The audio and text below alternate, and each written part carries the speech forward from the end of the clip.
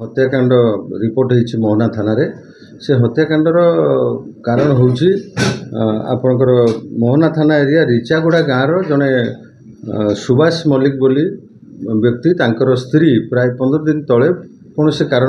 देहांत होता से देहांत पर से गाँव गोपाल मल्लिक को संदेह करते जे ये कौन से गुणीगारेडी कर कारण जितेबले से अनुमान कला जे एमाने मते टार्गेट करुँच मोर किसी क्षति करेंगे से ठीक ता परदिन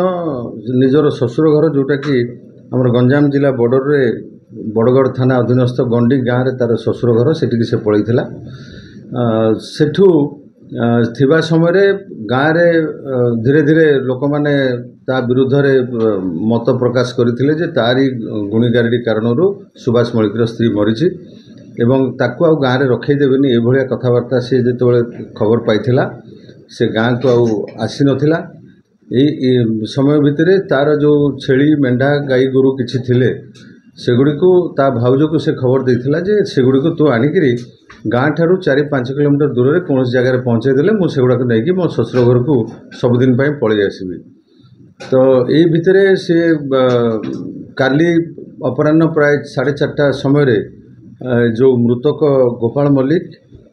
निजर शला सहित गोटे बाइक रे आसीथिला एवं बाइक रे आसी मालासपदर गाँ पाखे अटकी थिला सेटा को गाई गोरु नहीं तार भाउज जाइथिले किंतु इतिमध्य गाँव रे ग्रामवासी माने जो माने हत्याकांड भिजते से माने खबर पाईगले एवं सेठारु जाई गोपाल मल्लिक को से माने उठेई नहीं आसतिले नहीं आसी गाँव कोठ घर रे रखी ताकू निर्यातना देइथिले एवं निर्यातना देबा परे ताकू से स्थानरू राति समय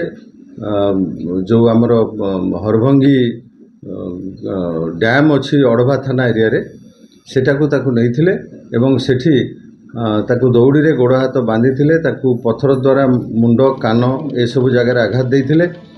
तांकर गुप्तांग को मध्य काटी देइथिले या परे गोटे पत्थर बांधी से हरभंगी डैम भितर से माने से गोपाल मल्लिकर मृतदेह को फिंगी देइथिले राति रे ए बाबद खबर पाई आमर पुलिस रो 2टी टीम विभिन्न आड़े चढ़ाऊ करथिला एवं सेथिरे संपुक्त थिबा 14 जन लोकन को गिरफ्त करा जायछि सेथिरे व्यवहार से माने करथिबा पत्थर एवं अन्य सामग्री दौड़ी इत्यादि जबत करा जायछि ता व्यतीत से माने तांकर फेरार हवा पाई जो 3टी ऑटो रिक्शा व्यवहार करथिले सेथिरे पळै जाउथवा समय पुलिस तांको धरथिला से ऑटो 3टी को मध्य जबत करा जायछि आज सेमानकर आवश्यक तदंत जहाँ अच्छी आम करुछु एवं आसंता काली सेमानको आमे कोर्ट चालान करू। सर एटा केवल गुणगारेडी ना अन्य किछि कारण होइछि जाकी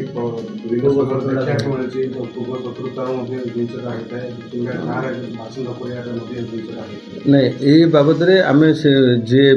मृतक तांकर भाउजंक लिखित एफआईआर आधार रे आमे केस रो अनुसंधान करूछु एबे जाए आम पाखे जहाँ अनुसंधान जना पड़ी ये गुणीगारेडी सन्देह ही मारी दि जाइए प्रकृत में सीधा सड़क भाव में हत्याकांड घटे 6 जन एवं 8 जन से सहयोग करते ये घटना भिबारे तेणु टोटाल 14 जन लोक आम गिरफ्त करूँ अन्य कहार संपृक्ति जदि जना पड़ो तांको मध्य मकदमा परिसरभुक्त आम करूँ।